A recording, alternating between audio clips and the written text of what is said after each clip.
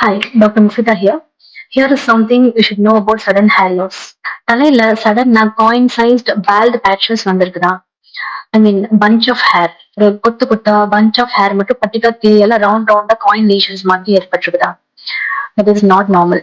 அது நார்மலான hair fall கிடையாது. It could be alopecia areata. It is an autoimmune disorder. உங்க இம்யூன் சிஸ்டம் தான் உங்க ஹேர் ஃபாலிகல்ஸை அட்டாக் பண்ணி அதனால பஞ்ச் ஆஃப் ஹேர் லாஸ் ஏற்படுது. இது கான்டேஜஸ் இல்ல, அதாவது பரவக்கூடிய நோயும் இல்ல.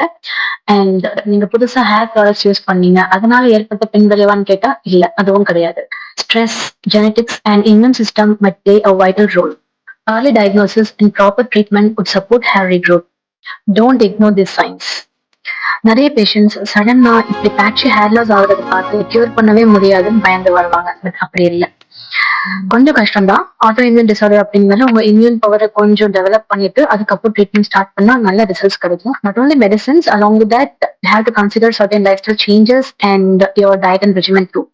சாப்பிடுற சாப்பாட்லயோ நம்மளுடைய வாழ்க்கை முறையிலையும் கொஞ்சம் மாற்றம். ஸோ டயட் கூட சேர்த்து ட்ரீட்மெண்ட் எடுத்தோம்னா கண்டிப்பா ரிசல்ட்ஸ் கிடைக்கும். பயப்பட வேண்டாம்.